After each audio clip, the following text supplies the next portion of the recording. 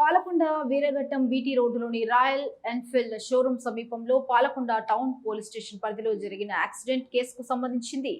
ఈ విషయమై అదే రోజు రాత్రి సుమారు 21 గంటలకు ఫిర్యాదుదారు అయిన కల్లూరి గౌరీశ్వరమ్మ, వైఫ్ ఆఫ్ లేట్ అప్పలరాము, వయస్సు సుమారు 53 సంవత్సరాలు, పద్మశాలి కులస్తురాలు, తలవరం గ్రామం, వీరఘట్టం మండలం నివాసి నివేదిక సమర్పించారు.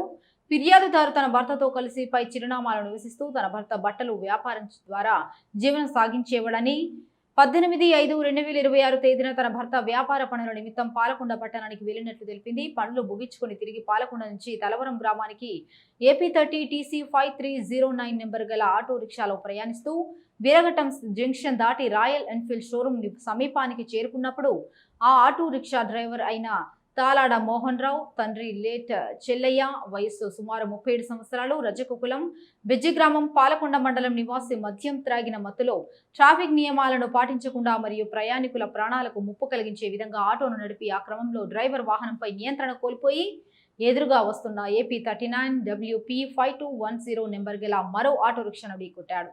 దాంతో ఫిర్యాదుదారుడి భర్తతో పాటు 2 ఆటో రిక్షాలో ప్రయాణిస్తున్న ఇతర ప్రయాణికులు కూడా తీవ్ర గాయాలు పొందారు. అనంతరం గాయపడిన వారందరినీ చికిత్స నిమిత్తం ఏరియా హాస్పిటల్ పాలకొండకు తరలించారు. చికిత్స పొందుతున్న సమయంలో ఫిర్యాదుదారుడి భర్త ఛాతీ మరియు కాలు భాగాలలో తీవ్ర గాయాలు, అంతర్గత రక్తస్రావం కారణంగా మృతి చెందినట్లు తెలిపింది. ఈ ప్రమాదం ఆటో రిక్షా డ్రైవర్ మద్యం తాగిన మత్తులో అధిక వేగంతో ప్రమాదకరంగా మరియు నిర్లక్ష్యంగా వాహనం నడపడం వల్లనే జరిగిందని, తద్వారా ప్రయాణికుల ప్రాణాలను ప్రమాదంలోకి నెట్టడంతో పాటు తన భర్త మృతికి కారణమయ్యాడని ఫిర్యాదుదారు పేర్కొంది. తదుపరి ఆటో డ్రైవర్ను రాత్రి 11 గంటలకు రాబడిన నమ్మకమైన సమాచారం ప్రకారం అరెస్టు చేసి పాలకొండ పోలీస్ స్టేషన్ నందు ఉంచడమైంది.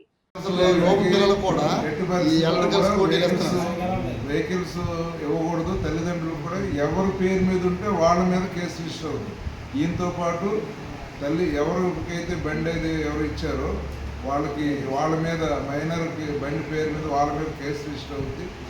ఫైన్ కూడా అది ఎక్కువ ఫైన్ పడుతుంది. కాబట్టి తల్లిదండ్రులకు కూడా విజ్ఞప్తి, సెలవుల్లో చాలామంది స్టూడెంట్స్ ఇప్పుడు సెలవుల్లో ఉన్నారు కాబట్టి ఏదైనా సరదా గురించి మీకు తెలియకుండా కూడా చాలామంది వేసుకెళ్తుంటారు.